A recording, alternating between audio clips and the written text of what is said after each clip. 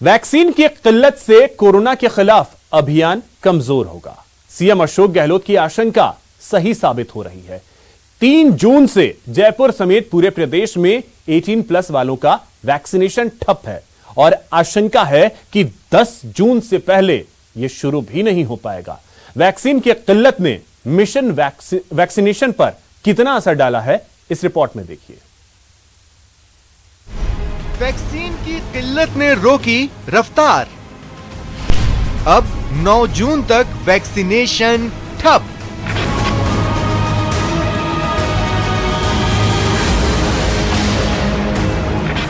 Corona के खिलाफ जंग में वैक्सीन हथियार है, जिसे राजस्थान ने सबसे अच्छे से समझा और गहलोत सरकार ने इसे पूरे प्रदेश में लागू करवाया, जिसके बाद राजस्थान वैक्सीनेशन में अव्वल राज्य बना। लेकिन मई महीने से शुरू हुई वैक्सीन की किल्लत ने वैक्सीनेशन सेंटर्स पर ताला लगाने के हालात पैदा कर दिए। राजस्थान के कई जिलों में गुरुवार को 18+ का वैक्सीनेशन 0 रहा। 18+ की वैक्सीन नहीं होने के कारण वैक्सीनेशन साइट को बंद करना पड़ा और अब वैक्सीनेशन 10 जून से पहले शुरू होना मुश्किल है। वैक्सीनेशन के अंदर 18 से 44 आयु वर्ग के जो वैक्सीनेशन चल रहा था वो फिलहाल कल से बंद है और आगामी जब तक हमको वैक्सीन की उपलब्धता नहीं हो जाती तब तक 18 से 44 एज ग्रुप का वैक्सीनेशन बंद रहेगा। अबव 45 का वैक्सीनेशन हमारे यहाँ पर चलाया जा रहा है और 18 से 44 आयु वर्ग के जो प्राइवेट अस्पताल नॉमिनेट किए हैं, जहाँ पर उन्होंने वैक्सीनेशन की करने की परमिशन प्राप्त की है, उनके यहाँ पर वैक्सीनेशन 18 आयु वर्ग का चल रहा है। बाकी हमारे द्वारा सरकार द्वारा 45 वर्ष से ऊपर आयु वर्ग के लोगों का वैक्सीनेशन किया जा रहा है। आपको बता दें कि जयपुर प्रथम में अब तक 11,72,176 डोज लगी है, जिनमें 18+ को सिर्फ 1,48,139 डोज ही लगी। जयपुर द्वितीय में कुल 6,84,993 डोज लगे, जिसमें 4,66,420 डोज 45+ को लगाए गए। राजधानी जयपुर में 18 से 45 साल के बीच के करीब 30 लाख की आबादी है, लेकिन वैक्सीनेशन महज 2 लाख लोगों का हुआ। ये देखा गया है कि जब इस समय हमारे को इस समय कुछ मौका है कि जब हमको 18-44 एज ग्रुप में अभी कोई पेशेंट अभी हमारे पास वैक्सीन नहीं है, हम चाहते हैं ज्यादा से ज्यादा 45 वर्ष आयु वर्ष से अधिक लोगों से ज्यादा वर्ष के लोगों को चला वैक्सीनेट कर दें। देखने में आया है कि काफी जगह पर हमने हमारे द्वारा वो सेंटर बनाने के बावजूद केवल कल हम 7,000 लोगों का जयपुर पश्चिम में कर पाए। तो ये लगता है कि लोगों में रुझान के अंदर थोड़ी 45 साल ऊपर लोगों के रुझान थोड़ी कमी आई है। हम चाहते हैं कि जो लाइफ गैप में ज्यादा 45 वर्ष से आयु वर्ग लोगों को वैक्सीनेट कर सकें। आपको बता दें कि राजस्थान में अब तक करीब 1,65,00,000 वैक्सीन डोज दी जा चुकी है, लेकिन पिछले कुछ समय से हालात बेहद खराब होते चले गए। सौरभ गृहस्थी, न्यूज़ 18 राजस्थान। और अब बात उस गांव की जहां के लोगों को कोरोना वैक्सीन से डर लगता है। आखिर गांव वालों को किस बात का डर है? गांव वाले टीका के नाम से क्यों परेशान हैं? आइए दिखाते हैं। वैक्सीन से बचेंगे प्राण, भ्रम से जाएगी जान। पट्टागढ़ में टीको लगाया, आदमी मर गया, पिंडू में मर गया या निम्बाड़े मरी गया। कंफ्यूजन भगाओ, कोरोना वैक्सीन लगाओ। मरिया आ टीको लगे में काले खत्म। वैक्सीन पर भ्रम के शिकार क्यों? गारंटी ले लो, मुआवजे होती थी, गारंटी लेना पड़े आपको। टीका लगवाना है, टीका से डरना मना है। मैंने वो गारंटी लेते हुए मैं अभी 2 जने साथ चले। वायरल वीडियो है उस गांव का जहां वैक्सीनेशन कैंप में गांव का कोई भी शख्स वैक्सीन लगवाने नहीं पहुंचा। 2 बजे तक इंतजार होता रहा, लेकिन वैक्सीनेशन कैंप तक कोई पहुंचा ही नहीं। कोरोना वैक्सीन को लेकर खौफ ऐसा कि गांव वाले टीकाकरण को राजी ही नहीं हुए। घर घर जाकर आशा सहयोगिनियों ने लोगों को जागरूक भी किया, भ्रम छोड़ वैक्सीन लगवाने की अपील भी की, लेकिन गांव वालों पर इसका कोई असर नहीं हुआ और नतीजा बरडिया पंचायत के खेर मंगरी गांव में किसी का भी टीकाकरण नहीं हो पाया। प्रतापगढ़ में टीको लगाया, आदमी मर गया, पिंडू में मर गया, यहाँ लिम्बाड़े मरी गया, कौन मरिया? मगर बंजारा मरिया। नहीं भी टीका दी मरिया कि मौत दी मरिया? टीका दी मरिया, आज टीको लगे नोन काले खत्म। ये हाल तब है जब कोरोना की दूसरी लहर में लाखों लोग जान गंवा चुके हैं। सूबे के सीएम अशोक गहलोत लगातार लोगों से वैक्सीन लगवाने की अपील कर रहे हैं। तीसरी लहर को रोकने में वैक्सीनेशन को अहम माना जा रहा है, लेकिन बावजूद इसके ग्रामीण इलाकों में वैक्सीन को लेकर लोगों में डर है, खौफ है। हमने बरड़िया ग्राम पंचायत के खेरी नगरी गांव के लिए वैक्सीनेशन सेशन प्लान किया था। उसके लिए हम सुबह 8 बजे लोगों को समझाने के लिए गए। मेरे साथ उप सरपंच साहब, वार्ड पंच, आंगनवाड़ी कार्यकर्ता, आशा, साइका, हम सब गए थे और हमने लोगों को बहुत समझाया टीके लगाने के लिए, लेकिन लोगों के दिमाग में डर है कि टीके लगाने से उनकी डेथ हो जाएगी। हम वहाँ पे 2 बजे तक रुके, लेकिन उस गांव का एक भी आदमी टीका लगाने के लिए नहीं आया। ऐसे में सवाल है कि गांव में वैक्सीन के डर के पीछे क्या है? वैक्सीन पर कंफ्यूजन क्यों है? वैक्सीन पर कौन भ्रम फैला रहा है? प्रतापगढ़ से न्यूज़ 18 के लिए चंचल सनाठी की रिपोर्ट। आयुर्वेद विभाग और भारत विकास परिषद की ओर से दौसा के सेंथल मोड़ पर काढ़ा वितरण कार्यक्रम का आयोजन किया गया। इस दौरान राहगीरों को काढ़ा पिलाया गया ताकि रोग प्रतिरोधक क्षमता बढ़े और लोग इस कोरोना महामारी से बच सकें।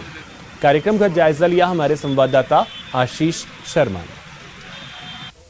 कोरोना का संक्रमण लगातार कम हो रहा है। सभी लोग ये चाहते हैं कि कोरोना का संक्रमण पूरी तरह खत्म हो। इसके लिए लोगों को काढ़ा पिलाया जा रहा है ताकि उनकी रोग प्रतिरोधक क्षमता बढ़े। भारत विकास परिषद की ओर से दौसा के सेंथल मोड़ पर यह कार्यक्रम शुरू किया जा रहा है। जो भी यहाँ से आ और जा रहा है उसको काढ़ा पिलाया जा रहा है ताकि उनमें रोग प्रतिरोधक क्षमता बढ़े। हमारे साथ भारत विकास परिषद के अध्यक्ष हैं, जिलाध्यक्ष, उनसे बात करते हैं। क्या उद्देश्य है आपका?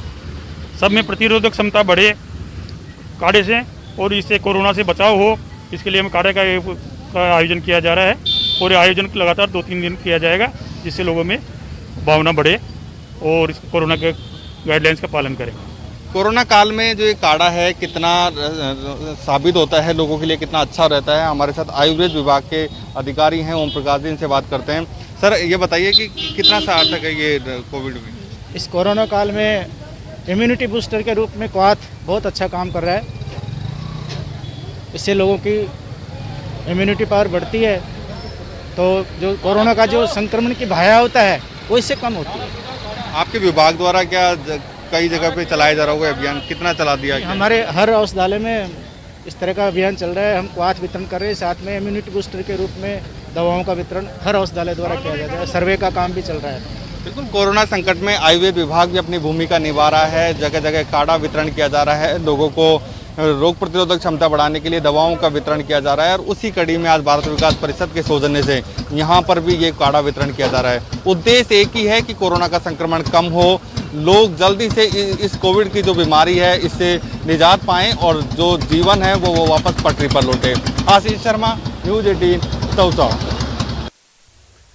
कोरोना काल में अस्पताल और स्वास्थ्य विभाग की ओर से लापरवाही की कई खबर आपने सुनी होगी, लेकिन लापरवाही की यह कहानी सबसे अलग है, क्योंकि बीकानेर में स्वास्थ्य विभाग ने अपने उस कर्मचारी को ही मृत घोषित कर दिया जो न सिर्फ लगातार ड्यूटी कर रहा था, बल्कि कोरोना संक्रमित होने के बाद अस्पताल में भर्ती भी नहीं हुआ। देखिए लापरवाही की इंतहा। ड्यूटी पर कर्मचारी विभाग ने किया मृत घोषित। स्वास्थ्य विभाग की बड़ी लापरवाही। अपने ही विभाग के कर्मचारी के साथ लापरवाही। अक्टूबर 2020 को मैंने कोरोना के सैंपल दिए थे, इसकी रिपोर्ट 29 अक्टूबर 2020 को आई थी और जैसे मुझे अभी 2-3 दिन पहले फ़ोन आया था कि आपकी मतलब डेथ हो चुकी है। जी हां, आपने सही सुना।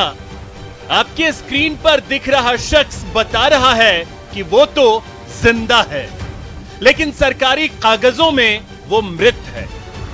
खास बात यह है कि यह शख्स स्वास्थ्य विभाग का ही कर्मचारी है और स्वास्थ्य विभाग ने अपने विभाग के ही एक कर्मचारी के साथ ये लापरवाही की है। आप चाहे तो इसे भद्दा मजाक भी कह सकते हैं। वाकया है बीकानेर का। इस शख्स का नाम है राजेश यादव। राजेश यादव बीकानेर के महाजन सीएचसी में तैनात हैं। बाकायदा अपनी ड्यूटी कर रहे हैं। एक बार कोरोना पॉजिटिव हुए, इसके बाद जो विभाग ने किया वो किसी को भी हैरान कर सकता है। सुनिए राजेश की जुबानी उनके साथ क्या कुछ हुआ। तब मुझे आश्चर्य हुआ, मैंने उनसे डॉक्यूमेंट मंगाए। इसके अंदर बाकायदा मुझे 29 अक्टूबर 2020 को पीबीएम हॉस्पिटल के अंदर एडमिशन कर रखा है और 2 नवंबर 2020 को उन्होंने मुझे मृत घोषित किया। स्वास्थ्य विभाग के कर्मचारी हैं राजेश यादव। 27 अक्टूबर 2020 को राजेश ने कोरोना जांच करवाई।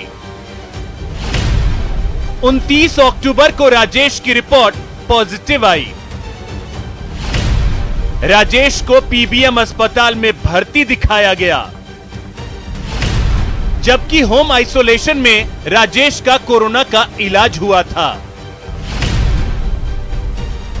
2 नवंबर 2020 को राजेश को मृत घोषित कर दिया गया। सरकारी आंकड़े में राजेश यादव का नाम मृतक के तौर पर शामिल है, जबकि राजेश यादव नवंबर से लेकर अभी तक सीएचसी में ड्यूटी कर रहे हैं।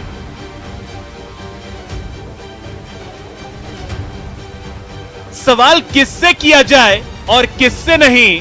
जो कोरोना मरीज अस्पताल में भर्ती भी नहीं हुआ, उसके नाम से डेथ सर्टिफिकेट कैसे जारी हो सकता है? अपने कर्मचारी के साथ ऐसी लापरवाही करने वाले स्वास्थ्य विभाग से आम मरीज क्या उम्मीद करेगा? सवाल यह भी है कि क्या मरीजों को मृत घोषित करने से पहले स्वास्थ्य विभाग क्या कोई जांच नहीं करता? कोरोना काल में अस्पतालों की लापरवाही के एक से एक मामले सामने आ रहे हैं, लेकिन राजेश यादव का मामला अपने आप में बेहद गंभीर और चौंकाने वाला है। न्यूज़ 18 राजस्थान के लिए बीकानेर से सतवीर सिंह राठौड़ की रिपोर्ट। रुकेंगे एक छोटे से ब्रेक के लिए।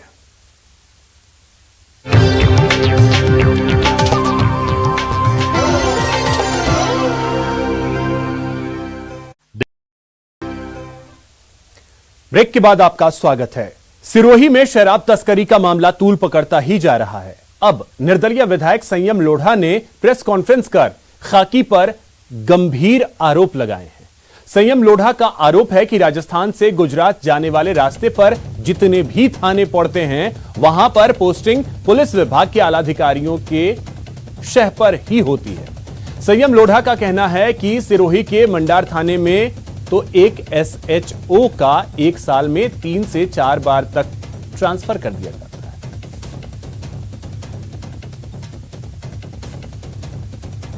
है। और ये जो मादक पदार्थों की तस्करी है, ये कैंसर का रोग है। ये अवैध तस्करी गुजरात को होती है और इसकी जो जड़ें हैं वो पुलिस मुख्यालय में है।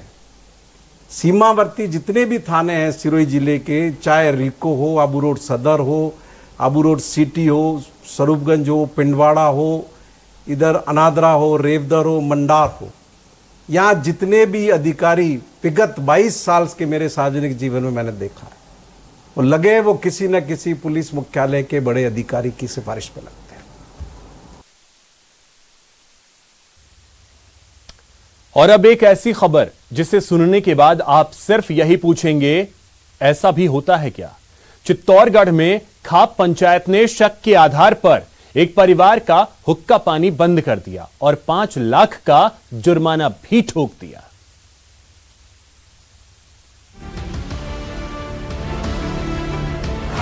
खाप पंचायत का ये कैसा फरमान, शक के आधार पर ये कैसा अपमान। हुक्का पानी बंद, मुश्किल में जान, 5 लाख का जुर्माना, परिवार परेशान। खाप पंचायत का तुगलकी फरमान। हमारे को ऐसे बहिष्कार किया होगा, सब पूरा समाज घेर गया, पूरा काम वगैरह देते हुए मेरे को जाति के जात खिलाफ बहाने के जात खिलाफ कर दिया। कुछ पानी नहीं बनने देता, कुछ 2 दिन बनने देता, यही देता है, किसी को बोलने में देता, वो समाज को किसी समाज को बोलने में देता। सुन लीजिए, एक परिवार पिछले 2 महीनों से खाप पंचायत के आतंक से परेशान है। ना तो उसे गांव में राशन मिल रहा है और ना ही इस परिवार से कोई बात ही कर रहा है। खाप पंचायत का तुगलकी फरमान है, हुक्का पानी बंद है, गांव छोड़ने का दबाव बनाया जा रहा है। और तो और खाप पंचायत ने इस परिवार पर 5 लाख रुपए का जुर्माना लगा दिया है, और वो भी महज एक शक के आधार पर। मर्दार सानलाल गुजर आप आत्महत्या करके कोई गोली खा के कहाँ सांगरे उठे, बड़ी सारी जान हॉस्पिटल में मरा। तो इसलिए वो हमारे ऊपर कहता है उसका कागजात हो गया, उसको सब हो गया, धीरे कहता है अब था का माने शंका। मैंने क्यों आप गंगा धर्म कर लो, ईमान धर्म कर लो, कि मैं ऐसा गंगा धर्म ईमान धर्म में हमसे ही नहीं है, हमारे साथ में चाहता भी नहीं। दंड की बात की जा रही है, दंड 5 लाख रुपया मांगता है। 5 लाख रुपया दो तो जात में लगा। अच्छा 5 लाख तो आपको समाज में आ जाओ। आपको राशन दुकान से सामान कुछ मिल रहा है? कोई लेने भी नहीं देता, नहीं काम से कोई सामान राशन नहीं लेने देता। दुकान से पूरा मतलब सामान के लिए पैसे कर दिया। हाँ बिल्कुल, कोई लेने नहीं देता। लॉकडाउन की वजह से लक्ष्मण गुर्जर पूरे परिवार के साथ परेशानी से 2-4 होते रहे, लेकिन अब न्याय के लिए ये परिवार चित्तौड़गढ़ एसपी तक पहुंच चुका है, इस आस में कि कानून से न्याय जरूर मिलेगा। समाज के 18-20 जनों ने एक मत होकर इनके परिवार को और इनको पूरे बहिष्कृत कर दिया, और इन पे किसी समाज से बोलने पर 21,000 11,000 दंड कर दिया। समाज का कोई बोले तो 51,000 दंड। ये बेचारे समाज के लिए दौड़ते फिर रहे, खूब हाथ जोड़े, खूब विनती करी, इनका आर्थिक मानसिक सब तरह से परेशान कर दिया। किसी व्यक्ति ने 2-1 महीने पहले 2-2.5 महीने पहले सुसाइड किया था, एक हमारे समाज के थे गुजर, उन्होंने सुसाइड किया था, तो उसका आरोप इनके परिवार पर आशंका के आधार पर इनको परेशान किया जाए। अब भरोसा मिला है तो न्याय भी जरूर मिलेगा, लेकिन सवाल है कि आखिर कब तक खाप पंचायतों का आतंक यूं ही बना रहेगा। पिछले 2 माह से एक आत्महत्या के मामले में सामाजिक रूप से बहिष्कार किए जाने के बाद अब पुलिस में शिकायत दर्ज हुई है, कहीं न कहीं कार्रवाई भी की जाएगी, लेकिन इस पीड़ित पक्ष से 5 लाख रुपए का मुआवजा मांगा जाना और राशन पानी बंद कर दिया जाना कहीं न कहीं खाप पंचायतों के आतंक की कहानी साफ तौर पर बयान करता है। अब इसमें देखने वाली बात होगी कि क्या कार्रवाई अमल में लाई जाती है। सुभाष बैरागी, न्यूज 18 राजस्थान के लिए, चित्तौड़गढ़ से। फिलहाल इतना ही, नमस्कार।